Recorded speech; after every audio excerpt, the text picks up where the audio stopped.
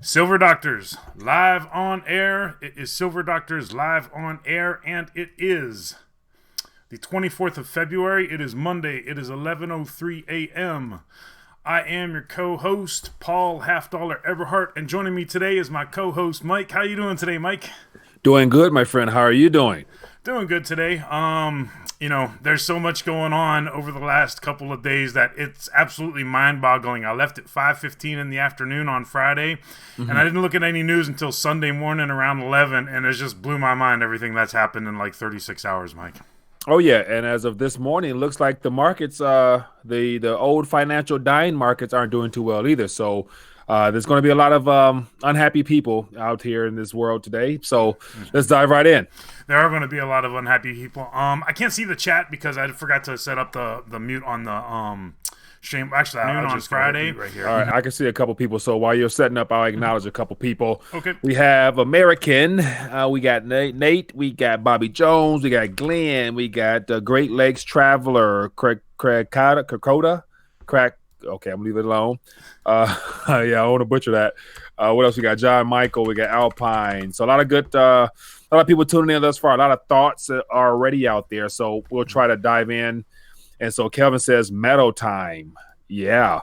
What else? So yeah, a lot of good thoughts out there. So yeah, we are definitely full stream ahead. So we got 134 people watching. And as always, if you guys have any thoughts or anything you want to touch on in particular, highlight at Silver Doctors, or let's wait until we get rolling and then give us a call and we'll try to get you in here for a chance to share your thoughts. So Mr. Half-Dollar, let's kick this thing off. Let's kick this off, Mike. Fundamentals are coming back into the markets. The fundamentals are exerting themselves. There's no way around this anymore. Yesterday, I told you I went 36 hours without looking at the news, and I looked at the news on Sunday morning, and I mean, my goodness, we were talking about South Korea, and we were saying watch South Korea, and then Italy's just gone bonkers. So I mean, there's just so much stuff going on. So I said, I had a gut feeling. I said, I know gold went on a tear last week, and I was like, but look, the fundamentals are coming back. And I said in this article I wrote yesterday afternoon, don't be surprised if there's a gap up in gold and silver. And sure enough, when the markets opened at 6, Globex opened, bam, gold and silver shot straight up. Gold actually tagged 1691 this morning. Really? After 4 in the morning, about 4:30 in the morning.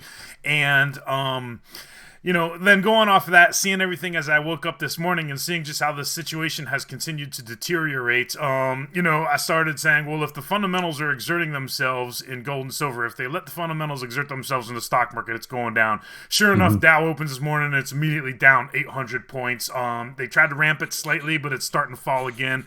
And it looks like it's rolling over here. We're down 864 points right now. So there's a lot of stuff happening. And what it has to do is fundamental in nature. There's nothing technical driving these markets right now. It is just pure chaos and pandemonium, and we're going to get into all that here shortly. Yeah, and that's it's unfortunate because it's one of those things where we were expecting something of this nature to happen, and even though the numbers right now show very not so positive outlook on things today, but yeah, it's always the case of let's wait till the end of the day. Let's see if the PPT gets involved and any other powers that be decide to instill a little bit of confidence back into the markets, which has been the case for the last 2 months or almost 3 months now. And so is this the time that they let the thing just go and let it go to where it should go, which is well below what it is at this current point? We're going to find out. We are going to find out. And it very well could be, because remember, there's a lot of Gen Xers that are not going to stand for this, right? There's a lot of people who think that is not the Fed's job to prop up the stock market, especially at the expense of savers, who they have been literally indirectly killing through their monetary policy when savers, especially elderly savers, have to make a choice between heating their homes in the winter or buying food or buying medicine. So, I think that it's coming down. The question is, are they going to let it come down? And then the other question is going to be, what happens after that, right? Because, here's why I think they're going to let it come down, right? Think about how we ended the year. We ended the year talking about chaos in Syria, talking about chaos in Iraq, talking about chaos in the Middle East, just chaos all over the place, those riots in Hong Kong. Then we started the year and we transitioned to chaos with Iran. right? And then before we even finished with chaos with Iran, on January 20th, his very first Silver Doctor live show, when we started talking about the coronavirus, we were on top of this before most people. But before the end of January ended, we immediately transitioned from Iran, and then we transitioned to this coronavirus. So now we're at the last week of February, Mike. Well, we're at the last week of February, Mike, going into March. Here's my point with that. How are you going to add even more chaos? You crash these dang markets. And then you got total chaos going into the month of March from a stock market brought on after the chaos from the coronavirus. So absolutely, I think this is by design. Now watch this. It's not so much of outright crash. It's just no longer support, no longer prop up. And so the question that I would then put out there is, if they no longer prop up or support the narrative, then that's the Federal Reserve's that's been their only efforts. It seems that so far this year is to continue that expansionary talk. As far as the markets is good, we see growth. And then I saw something from this past Friday about one of the Fed chairmen, James Bullard, talk about controlling the yield curve. And so that being a tool that they're going to use more than likely to prevent a recession. So everything that's going on now is just leading up to this grand finale of a depressionary type of event occurring. And so the question is, will they prop it up or let nature take its course? And that's where I'm thinking, like, it's still kind of early in the year to let the forces that are against the markets really take play. But using this health situation from out east could play well into it, to where they say, hey, we lost control of it. We were no longer able to sustain this great economy because of, all the global events happening now. And however they try to spin this off. But once they let it ride, then that's all hell break loose. And then what do you do from that point? That would be the question. Like, how will they implement their plans of, dropping interest rates to zero, QE, yield curve, all that stuff. Then what? Like, is this coming like in March, or is this going to come incrementally? Will they just throw it all out there, or let it incrementally come, is what I'm trying to figure out. Good points. Who knows? We're going to see, because remember, we've only got 6 months till this most important election in U.S. history ever. That's how it's going to be built out to be, right? Yeah. So there's also that dimension, right? There's also that dimension that we have to consider with this, right? Because if I'm right and politicians aren't elected but selected, then we don't know exactly how that plan is going to pan out.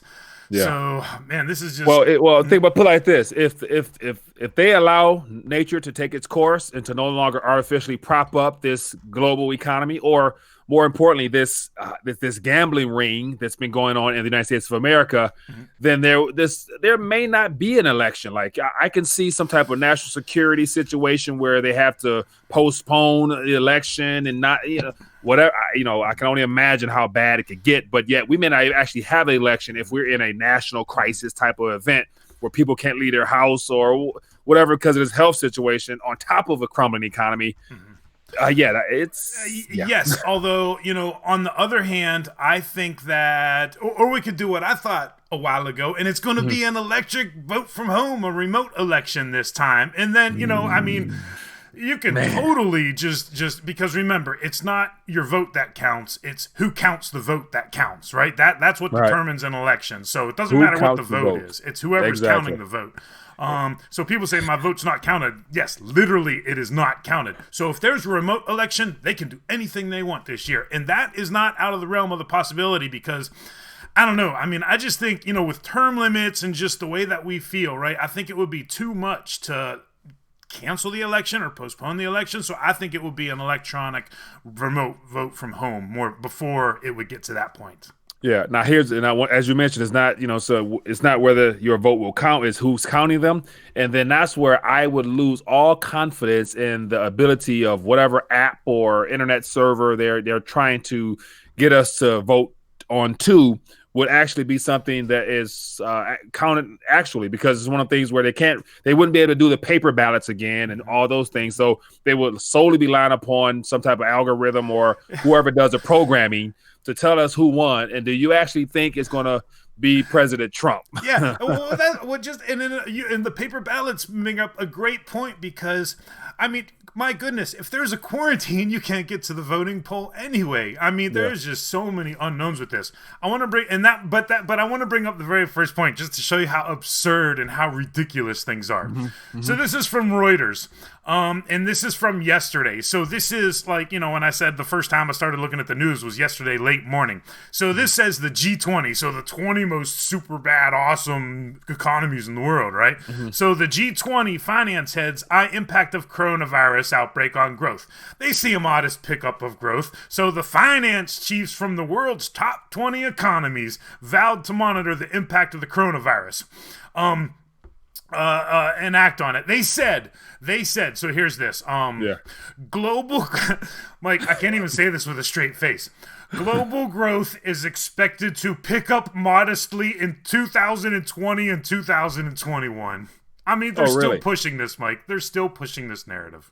Okay, so we have China shut down, Italy just shut down, and so it looks like everything from China westward will be shutting down, and then by the middle of March, Europe itself might be on halt. And then once again, where do you get growth? Like, how do you actually count growth? And what I mean, like, are they still using the old metrics of government expenditures and productivity out in certain industries? So if everything is closed, who's producing anything? Like, so. Yes. Yeah. Yes, and over the weekend, we were talking about SK Hynix in South Korea on Friday, or maybe it was I can't remember which day. But anyway, now Samsung closed down one of their smartphone manufacturing centers in South Korea too. So it's just like, I mean, the contagion is in fact real. On Friday we said with 200 cases, watch South Korea because something big could be going on there. And then look at the St. John's tracker here with the information coming out of South Korea. There were 204 cases when we finished our show on Friday, and it won't even load now, right? So like their servers are getting bogged down over there at the John Hopkins tracker because it's getting real. But let me just spoil it for everybody. There's over 800 cases in South Korea right now. So we went from 200 cases on our last show to 800 cases on Monday 3 days later. Yeah, and that's interesting. So one of the things I just actually put up a video about situation in Russia, where there's an article coming out from this weekend that in Moscow in particular, Russian police forces have been raiding houses and dormitories and questioning people of Asian descent on the streets and things of that nature, and for the most part evading people's rights, like literally removing people's rights and self-quarantine them or whatever without their own permission if they're suspected. And once again, you just look unhappy, you look like you didn't get a good night's rest, you probably are infected, and therefore they're going to yank you up off the streets. And so just the outright brutality that's probably going to take place to people from China or people from the Asian region in general is going to pick up to the point where it's going to be a lot of I'll leave it at that. But it's going to be a lot of disturbances in our on the social realm outside of the economy itself. Yes, which you bring up a great point, and it's one of the points that I want to discuss here today. And I don't even have. I mean, I've been scrambling. My notes are like so haphazard today because there's just so much going on. But one of the points I want to bring up today is we need to just talk about with how fast this can travel, Mike. Unfortunate circumstances had me bury my mother over the weekend, right? Because my mother died 2 weeks ago. Yeah. And here's my point with that. My point with that is, I have family from Hawaii to Pennsylvania and all in between, and we all kind of converged, right? And there was travel. And think about this. We did not speak about Italy at all on Friday. Today, look at this article right here. This is from Sky News, right? So you would assume it's, semi-legitimate as far as the mainstream propagandists go. But look at what this says right here. A dozen towns, well, that's pretty bad. They don't have very good editors there. But dozens of towns in Italy are in lockdown. They're in lockdown, quarantine. And you can see, like, pictures, like, if you search the internet, and it shows, like, for example, here's a tweet right here. Check out this tweet. Yeah. So this tweet right here says, "We're near the exclusion zone besides Corogno. The epicenter of Italy's coronavirus outbreak. Police say if we cross here, we need to quarantine and couldn't leave for some time. A resident told me by phone just one fruit and vegetable shop is open in a town of 16,000 people. Here's why I bring up this family example from this past weekend, right? We have family coming in from all over. Look how fast this thing develops. What happens if you go somewhere and then all of a sudden you're stuck there and you can't get out, Mike? Yeah, you can't get out. Or if you're going there and they say, hey, if you want to come here, guess what? You're not getting out. So, I mean, you asked me on Friday, have you been altering plans for travel? And just yesterday, as a matter of fact, my wife and I had a big, long talk, and we have altered our plans for travel because we were thinking about a California vacation this summer, and now we have canceled that vacation, and everything is put on hold right now. Yeah. And we'll get into that later, too, because it has to do with the federal government botching the response. But go ahead, and I'll let you talk because I've been hogging the mic. No.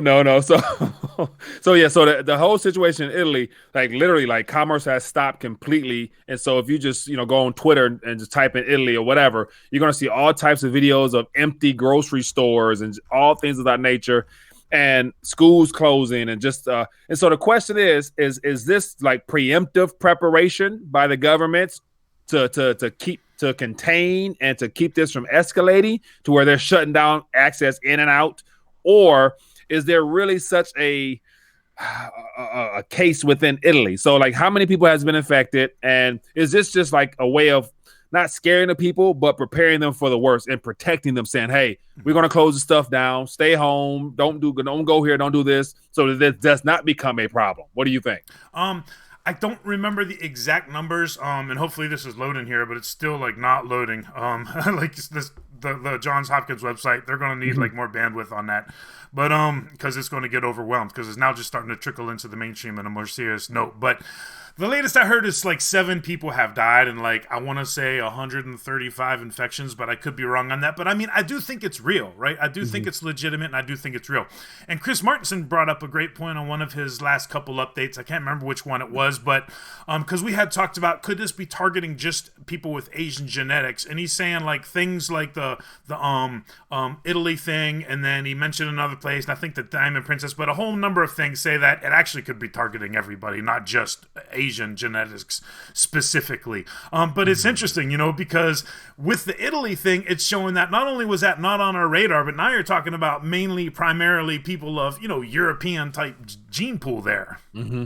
And yeah, this website isn't even loading. That's just showing you, that's another sign right there. When this website won't load, that is showing you that they're starting to become real panic in real time there, Mike. Or how about another alternative is that the information that's being shared here is deliberately not being uploaded or populated at a up to speed, because there's nothing on the screen apart from just just a map.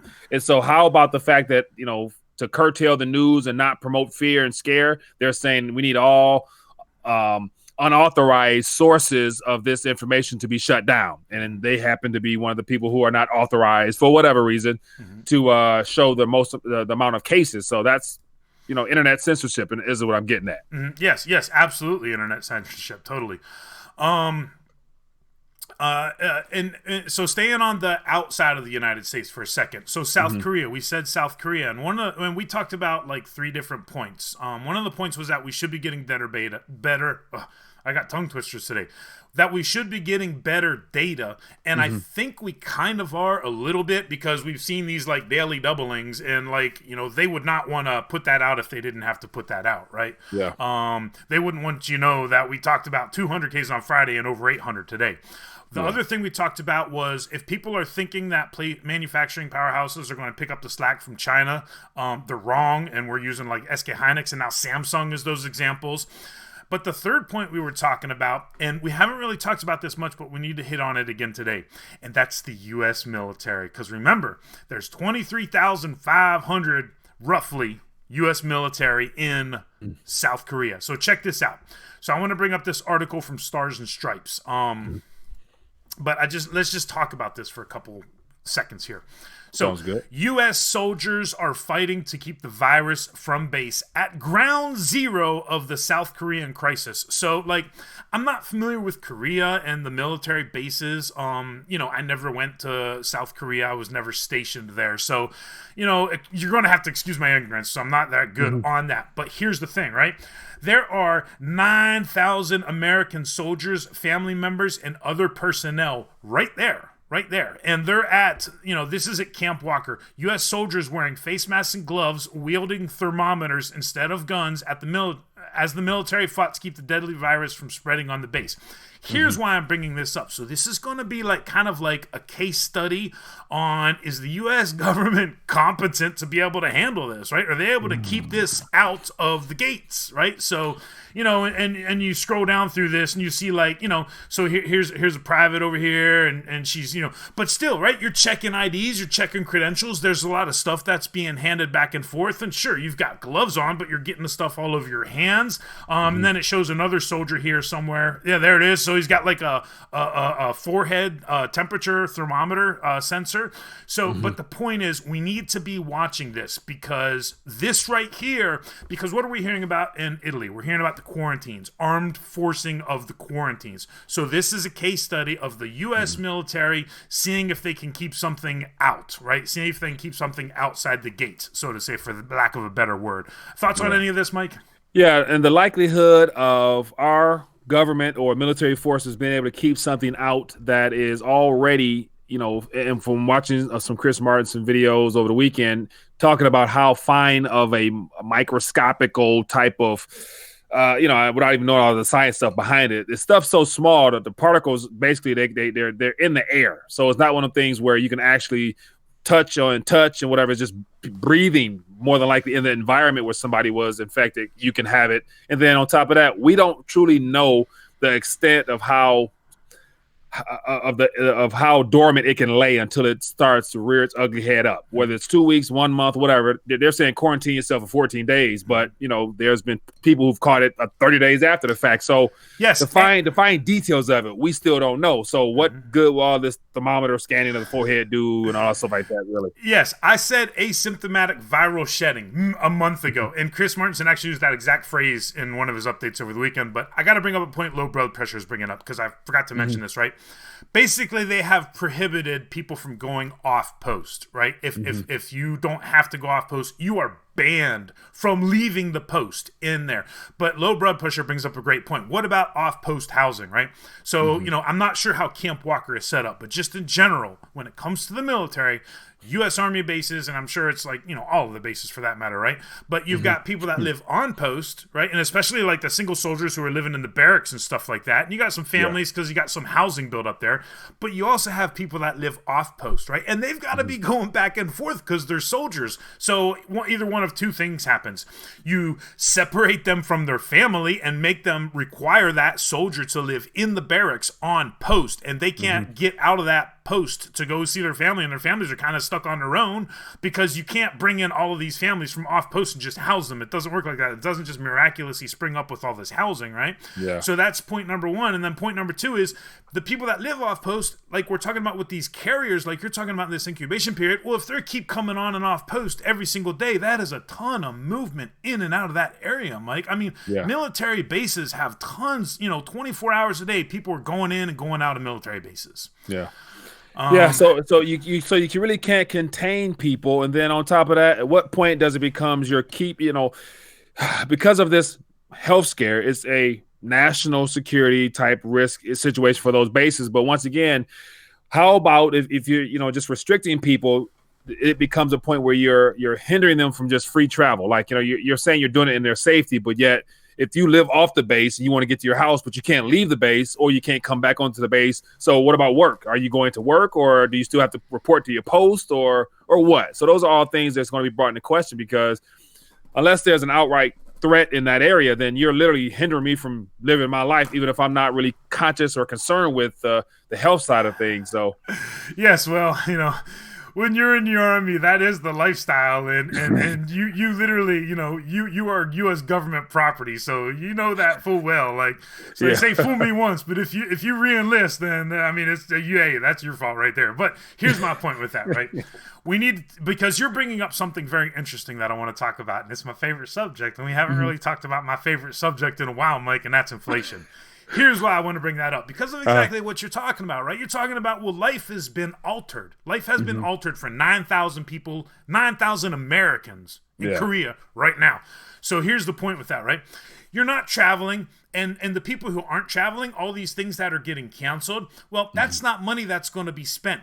But what is the good of that money in the bank when A, if there's global supply chain disruptions, and B, the Fed and all central banks are going to throw money at this? That means there's more fiat, unbacked, net-based currency looking and chasing fewer and fewer goods. So people talk about, we spend our money on the experience and not goods, right? Well, if you can't have experiences because you can't travel and spend your discretionary income in a disposable manner, what's the next thing you're going to do? You're going to start buying supplies and buying anything in the store before it falls off of inventory from the shelves. Yeah, and then that only takes maybe a day or maybe 2 days of people like, hey, I can't leave the base, I can't go here. Let me go down to my local, store and buy up everything I need because I'm gonna be in the house for quite some time now.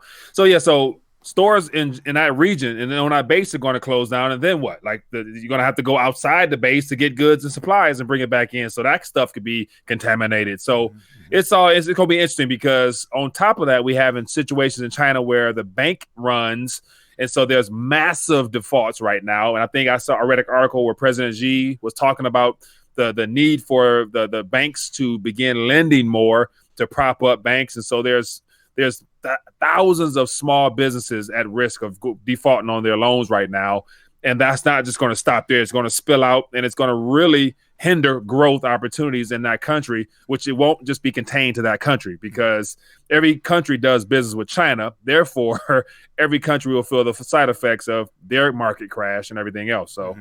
Yes, Mike, we've been going for a good amount today. I still got a few more points. I don't know how much time you have today, but I got some time. We got a call. Let's get to this call real quick. Yep. Because I've been ignoring the phone lines. I apologize for that. And the chat, we'll get into that too. Yeah. Hello, caller. What's your name? Where you calling from?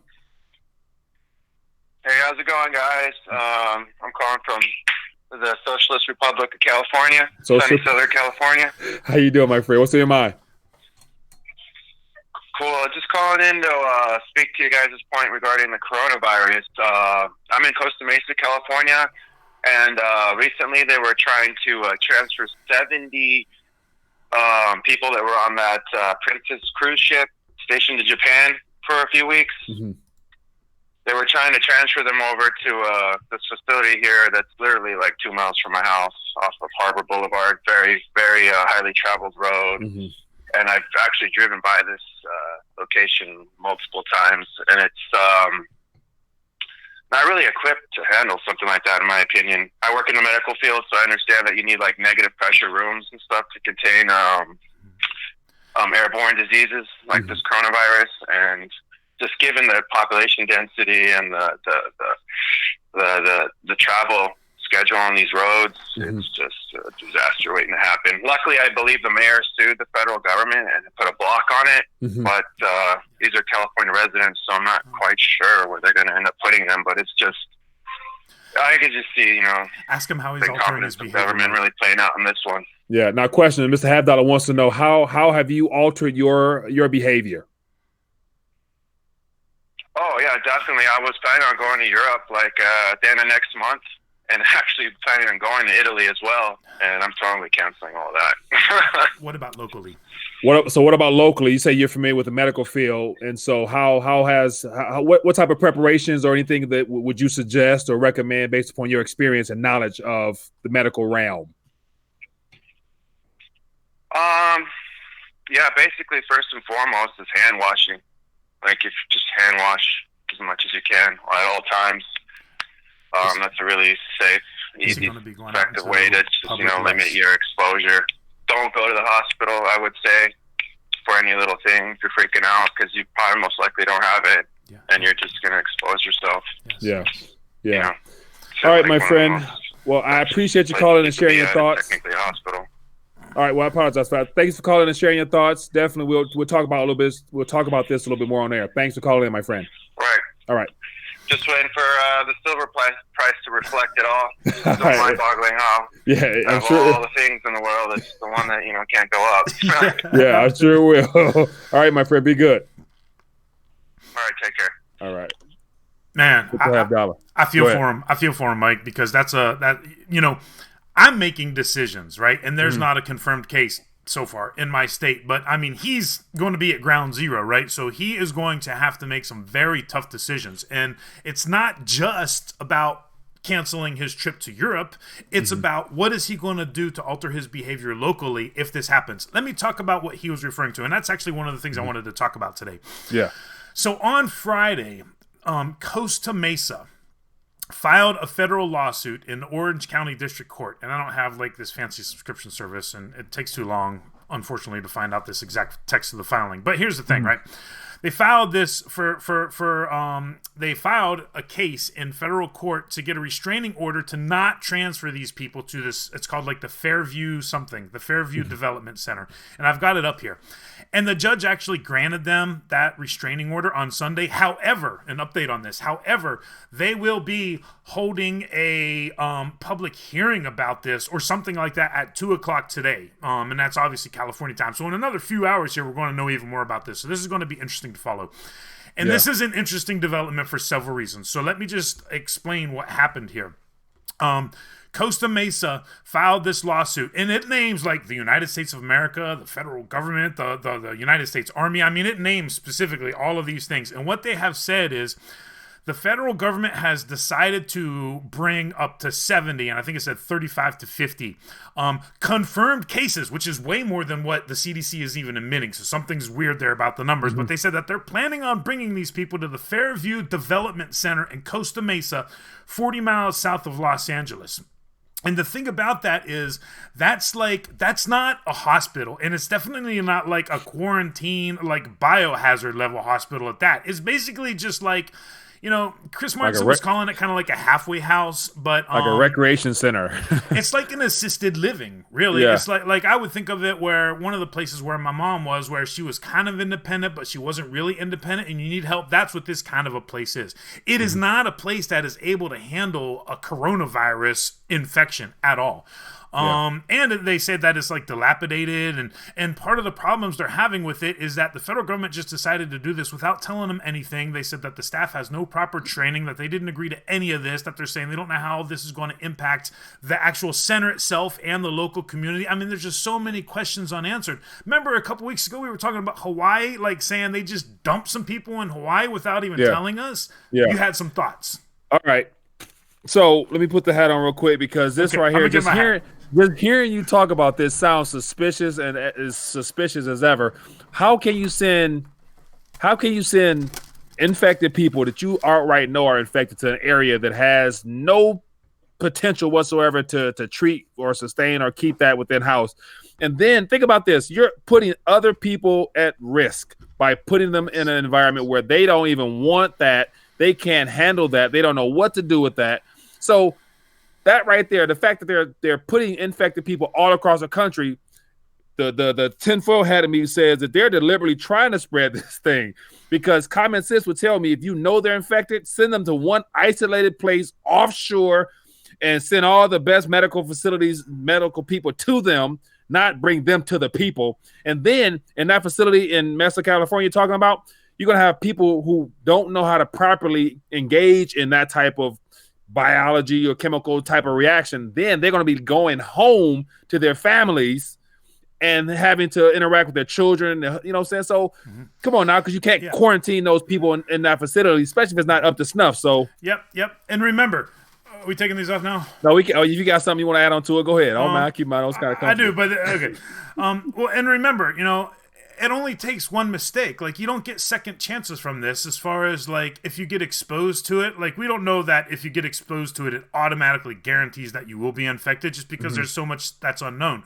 But my point with that is, if you're not up to the training on this very specific COVID-19, and if you're not always crossing every T and dotting every I, as in using every single preventative measure to its absolute maximum capacity. And even if you do that, you cannot make one single mistake, because one single mistake and there it goes, right? So so if you have a medical staff that is untrained, and then on top of that you got supply shortages, so they don't even have the tools and the equipment needed to even do their jobs to begin with, I mean, this is just a disaster. Think about this. Think about the amount of fear that will be inside of the people who have to engage with other individuals. Like the idea that, hey, you don't know what this is, and you probably put in a position that you would have never imagined having been put in, where people are being forced upon you, and then you're concerned with your overall health as to, like, okay, what are the proper procedures for handling something like this? Because we don't know. Like, I would imagine, unless you are like bioweaponry type of whatever training, your average doctor and nurse don't know nothing about this level of virus type stuff. So, would you go to work? Like, you're going to show up to work on Monday knowing that you're going to be in an environment that you may not get a chance to come out and come back to your family without bringing something with you. Yes, that's exactly right. All of those points absolutely spot on. And there was a point that I was going to make about it, but I forgot the point that I was going to make. All right, so watch this. We got a call real quick. Let's get to this call. We're going to have to put those on in a minute, though. Okay, that's all good with me. Hello, caller. What's your name? Where you calling from? Hey, calling from South Carolina. How you doing, my friend? Price. What's on your mind? Well, I'm an ER nurse. I thought you might want a little perspective from that position. Yes, sir. I took some unofficial polls from some coworkers. We talked about it shortly last night, and I think what it's going to come down to is a lot of the staff are simply going to walk out. I mean, this is not communist China. They can't make us stay and work. And there's a consensus, when you start seeing a lot of the nurses and staff getting sick, possibly dying, you're going to see a lot of staff just walk away. Yeah, and that's the reality of this situation because of all the unknowns. Like, you signed up to help and protect people, but yet not when it's being forced upon you in this magnitude, because they don't have to ship people to these locations. And the fact they're shipping them to places where they're not, capable of manning up and taking care of these people. Yeah, I think it's a deliberate action. Have they seen a surge in flu cases that are being exactly. I mean, you're going to see so many deaths and unnecessary complications of simple things that could be taken care of under normal circumstances that people are going to suffer, because the staff are, trying to get home to take care of their family or, concerned about their own health. Yeah. Now, hold on a second, Mr. Haddock. I want to ask you a question. Go ahead, Paul. Well, I wanted to know, and I appreciate him calling in. Have they seen any kind of like surge in what is just being labeled as flu or pneumonia or something like that, due to the fact that there is not the ability to test in many places for the actual specific COVID-19? Sounds good. Yeah, the surge that we've seen is typical and seasonal. We have means of swabbing the patients that we suspect and getting a quick response back and finding out if they're positive for flu. And in fact, most are. So yeah. Okay, so testing for flu, unusual as far as surge. So testing for flu can help to rule out coronavirus. Is he still on the phone? Sorry, say that again. So testing for flu is actually one thing that is good to do, because it's helpful in that if you can get a positive test for seasonal influenza, at least you can rule out coronavirus at that point. Correct. Yeah, that's exactly the way it rolls. Yeah. Well, I appreciate you calling in and sharing, because that's a hard dose of reality right there. Always a possibility that someone's got both, but it's not likely. Yeah. All right, my friend. Well, I appreciate you calling in, and thanks for sharing your thoughts with us. Thanks for sharing your expertise. Thank you. Thanks for what you guys do. All right. Have a good one. Yep. Right. Oh, Mike, we forgot to ask him about medical supplies. We forgot to ask about medical supplies. There should be like when people call in and they work in the healthcare setting, we need to have like a standard list of a couple things that we need to ask because this is actually important. And you know why this is important? Here's why it's important because that's the point that I wanted to make about the Fairview thing. Because the CDC is saying, don't worry about this. If people are released, if people are recovered, they're good. What if it's a chronic infection like HIV? We do not know. I mean, this has only been around for a couple months. What if it's a chronic infection? That word hasn't even come out yet. So here's my point with that. And I can't even remember my point with that. So just keep it rolling, Mike. So we have another call. Oh, my goodness. All right. We got a couple calls coming in. Hello, caller. What's your name? Where you calling from? 1 second. All right. 1 second. I got to cancel some calls. So it looks like we need an operator, Mr. Half Dollar. We got to get the guys that are holding the lights to answer the phone for us. All right. Hello. Low blood pressure. How you doing, my friend? What's on your mind? Good, guys. Good. I just want to say a quick comment. I think this is it, guys. I think the end is here.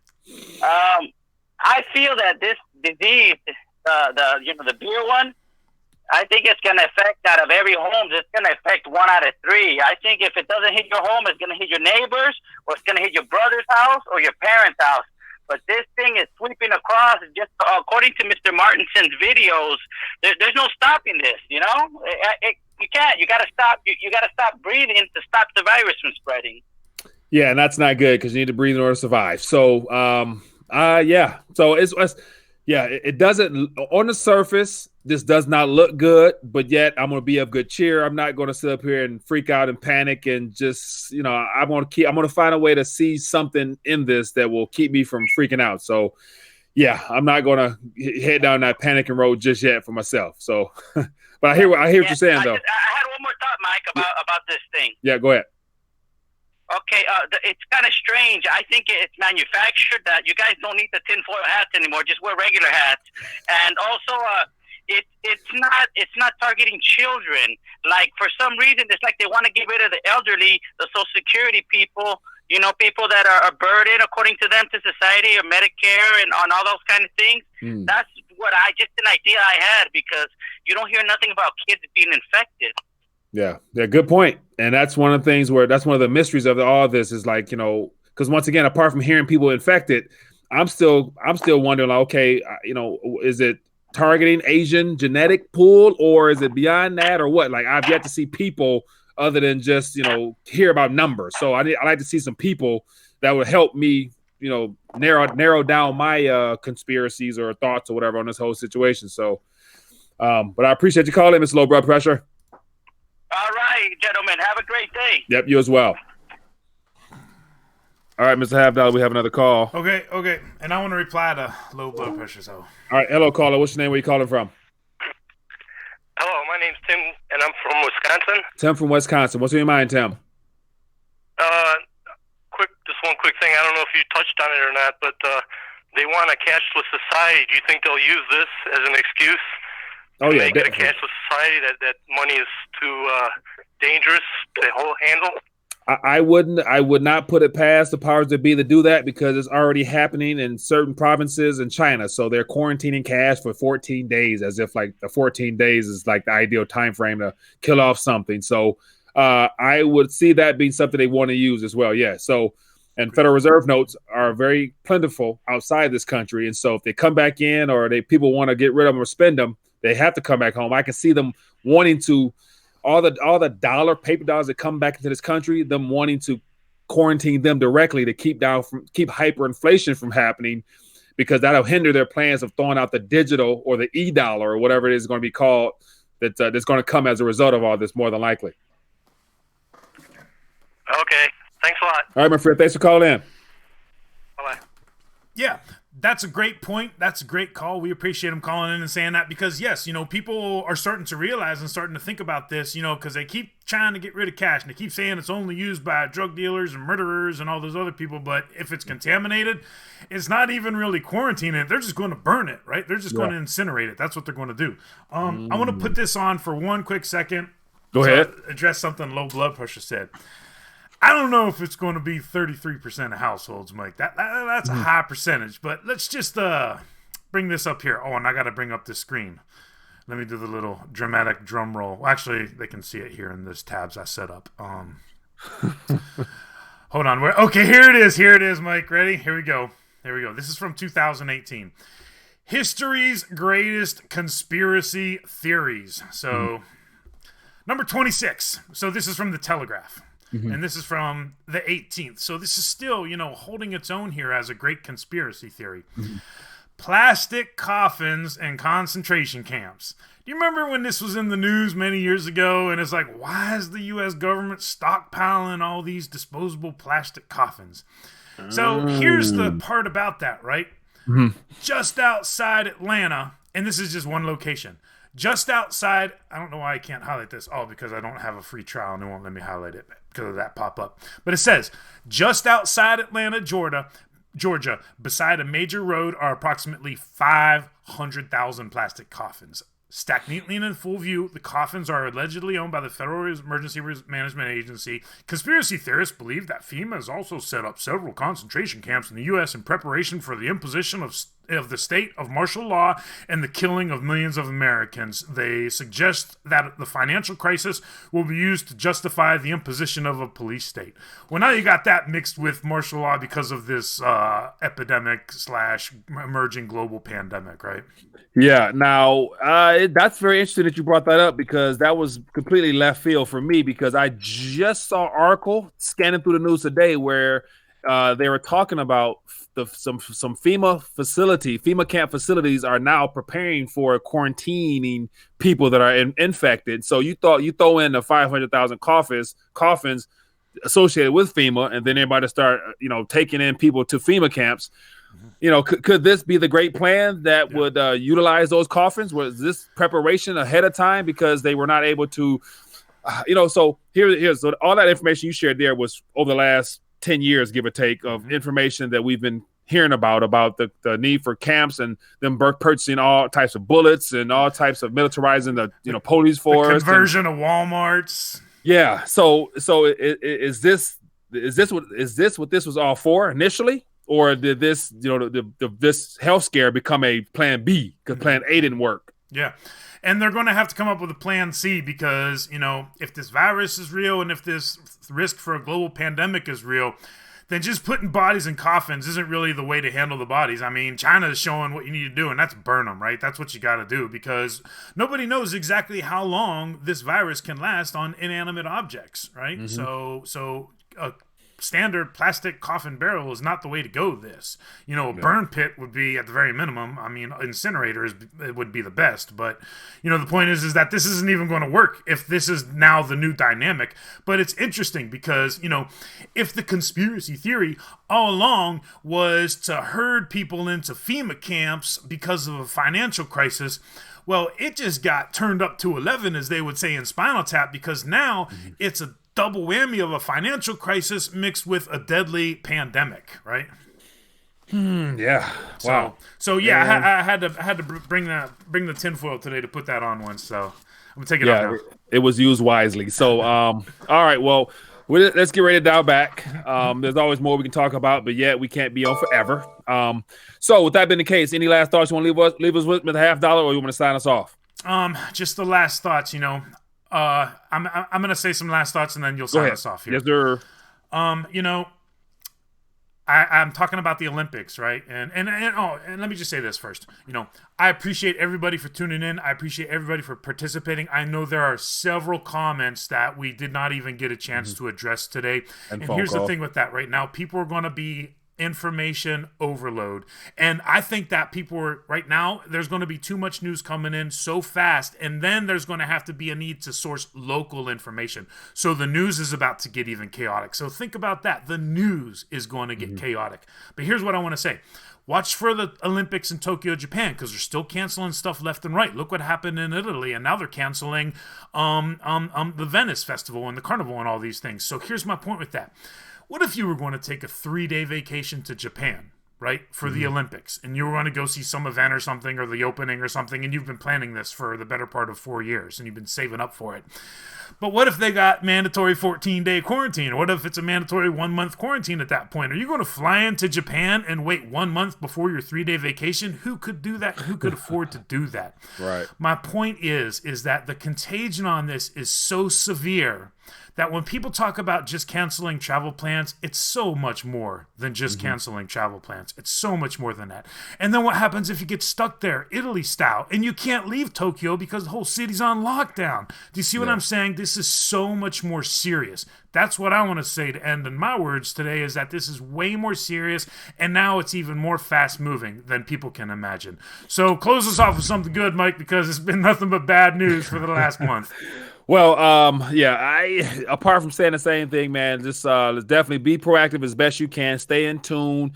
Share this information with other people so that they also can not be left out in the dark. And of course, on top of that, definitely pray for our leadership, pray for this whole situation, because ultimately, I think the best thing we can do is to pray that the God's will be done on earth like it is in heaven. And that's just the Lord's prayer, quote unquote. So definitely, despite all this stuff, I'm still optimistic and believing that God will get the glory in this, through this, no matter what. So that's all she wrote for me. And other than that, be blessed, be safe. We'll see you guys on Wednesday.